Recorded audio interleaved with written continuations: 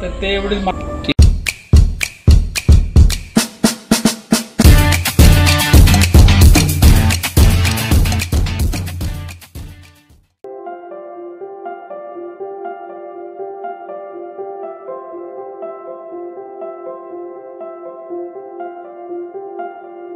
तर काका, हां बोल. तर आपलं तुमचं म्हणजे पप्पांचं, काका तुमचं आणि आप्पांचं सगळ्यांचं शिक्षण इकडेच झालंय. हो, बालपण सगळं तुमचं इकडे गेलं. तुम्ही सगळा इकडचा इतिहास माहिती आहे तुम्हाला गावातला.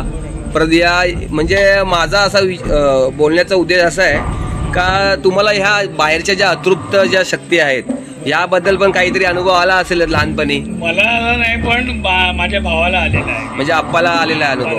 त्यानं सांगितलेली. अच्छा, म्हणजे त्याचा एक अनुभव म्हणजे एक स्टोरी आहे. तर आहे. हा, मग ती मग स्टोरी जरा सांग जरा काय आहे नेमकी.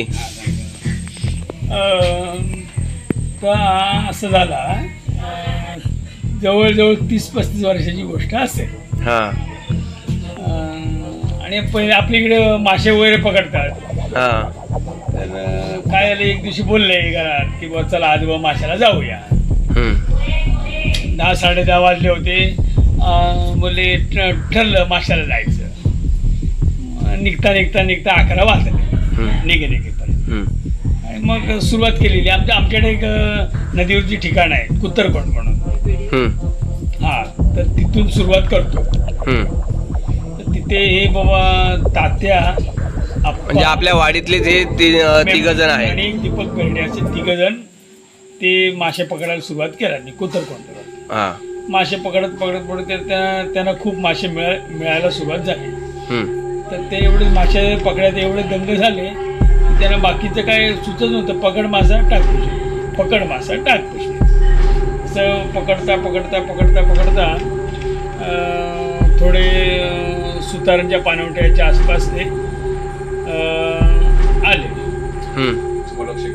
तर दीपक बेर्डे होता, त्याचा समोर लक्ष गेला. त्याला काहीतरी सफेद दिसलं दगडीवर. त्या ऐनाच्या खाली मोठी दगड आहे. ऐन म्हणजे आपल्याकडे झाड म्हणजे झाड आहे. ऐन जो व्हाईट कलरचा असतो. व्हाईट, त्याचं खोड व्हाईट असतं. White colour.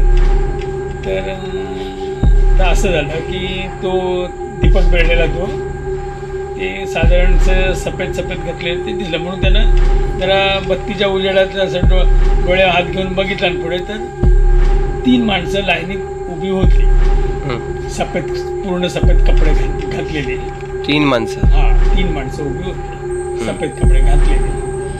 आणि त्यातला एक जण बोलला, काय रे आज काय वार आहे, लक्षात आहे की नाही.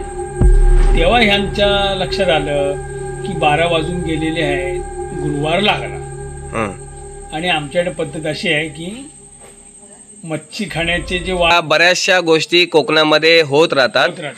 तर अशा अजूनही प्रसंग ऐकण्यासाठी आपण आमच्या चॅनलला लाईक करा, शेअर करा आणि आमच्या व्हिडिओंना चांगला प्रतिसाद द्या.